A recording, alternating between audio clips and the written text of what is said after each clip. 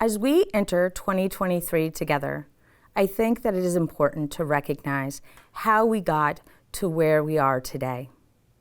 This has become a familiar theme in these speeches, recognizing our work relative to the challenges of the global pandemic. Even though the specter of COVID-19 and its variants continues to affect us all, overwhelming our hospitals and continuing to cause disruptions, I am hopeful that we are through the worst of it.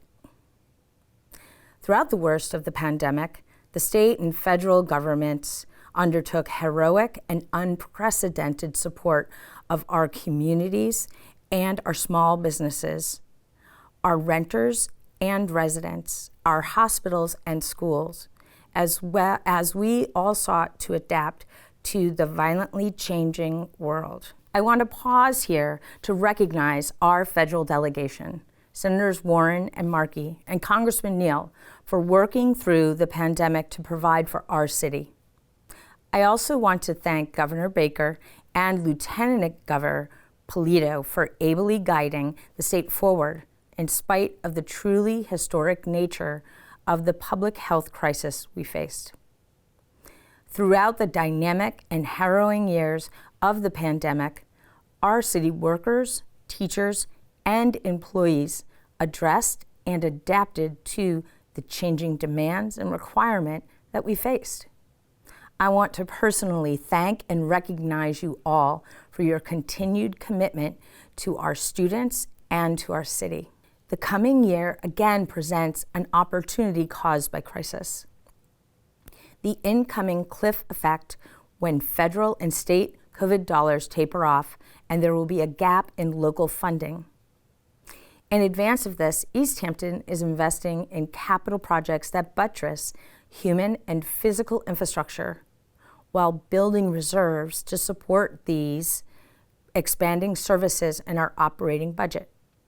This is how we build a more financially secure, just, equitable, and resilient city. We speak of resiliency in terms of climate change, but it encompasses our mission and vision as a city. To be clear, we are building a city that is more prepared to withstand the increasingly erratic and severe weather that comes with climate change. Specifically, Easthampton has major road, sewer, and wastewater projects scheduled through 2030. This is decidedly less sparkly as other city work, but no less important. Sewer projects aren't just about making our stormwater cleaner, but about ensuring that businesses and residents don't face future problems like expensive backups and overflows. Each of these projects is an environmental justice neighborhood and is meant to future-proof our city against the changes in the world around us, creating a cleaner environment as well as expanding economic development possibilities in the coming years. Easthampton's first comprehensive climate action plan will be created, cataloging what steps we will take next to minimize carbon output while maximizing positive impact. The plan helps for assertively negotiating solar pilots, electrifying the city fleet, and migrating to more efficient water, sewer, and wastewater technology. Today, I speak of resiliency in a broader sense. Just as we're building a city that is more prepared for changes we're seeing in the climate, we're making those same investments in school buildings that will better prepare our children for the next economy and the changing world that we're all experiencing. The COVID-19 pandemic laid bare the digital divide our businesses, residents, and students are facing. We are working with the Massachusetts Broadband Institute's Municipal Digital Equity Plan program to provide access and affordability to address this gap. When people are given the options of working remotely, cities like Easthampton benefit. When businesses can reach their customers and clients remotely, cities like Easthampton benefit. And when we provide affordable access to high-speed broadband, all of our residents benefit. Similarly, we're bringing in new businesses and new development to ensure that our tax base grows and remains strong in the coming years. The Route 10 Highway Business Corridor is buzzing with new development, turning underutilized property into dynamic, mixed-use space that will welcome new jobs and residents to our city. None of this growth would be possible without the support of Massachusetts Department of Transportation providing the infrastructure of growth, helping us lay the groundwork for the future. Similarly, the Main Street Transportation Improvement Project is in the design phase, with $13 million in federal money set aside to build out and execute that plan. The first public meeting will be held in mid-February, along with meetings concerning the Pleasant Green and Mill District neighborhoods. Numerous housing projects are under construction or in the planning phase.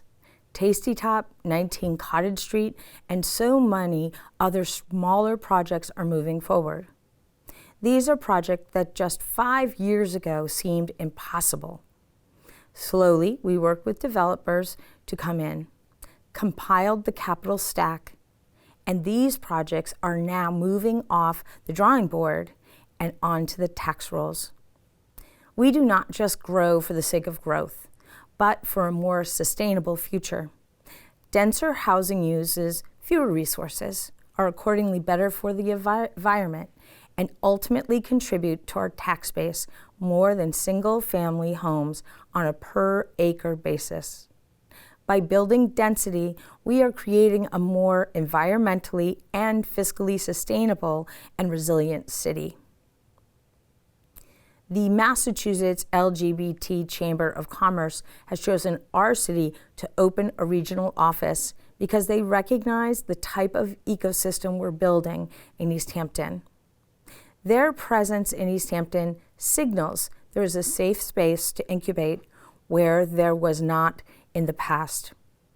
Adapting to rapid market changes, Blueprint Easthampton's operations shift to our longtime partner, the Greater Easthampton Chamber of Commerce.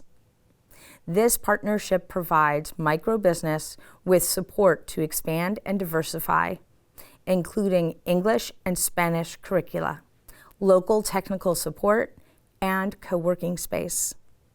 We need to invest in human capital like the Chamber of Commerce does, just as we are investing in physical infrastructure. Part of our infrastructure is our ability to collect, interpret, and act on incoming data. In short, data is the new currency of municipalities. On the city side, we're going to use dynamic data to drive our decisions in multiple decisions around issues like parking, plowing, and potholes. Freshly updated data drives us forward, tracking how our infrastructure is holding up depending on current traffic patterns, who accesses what city facilities and who does not, correlating speeding with accidents.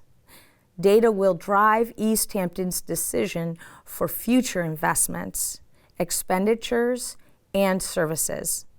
Throughout the pandemic, we were able to respond in real time to spikes in COVID positivity, growing out our Department of Public Health threefold.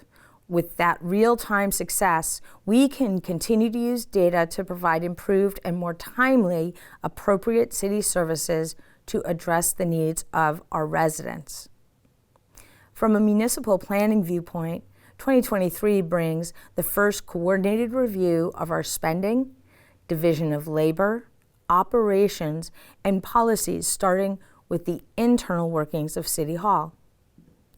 As well, the city and school department are collaborating on an audit to identify inefficiencies, overlap, and undetected bias. One deliverable will be an outwardly facing dashboard with key community indicators. This will provide an extra layer of transparency that will allow residents to track outcomes along with city officials as well as determine our future based on data rather than anecdote. Ultimately, a stronger Easthampton means more resilient businesses, organizations, and people. Like any ecosystem, diversity ensures longevity and strength. We will only continue to grow as a resilient city if we continue to change, to adapt, and to include more voices in the conversation. Change is not on its way. Change is a constant. Let's embrace it together for collective resilience. We are all caretakers of our community, stewards of our economy, and trustees of our environment. It is up to us all to keep an eye on the future even as we tend to the needs of today.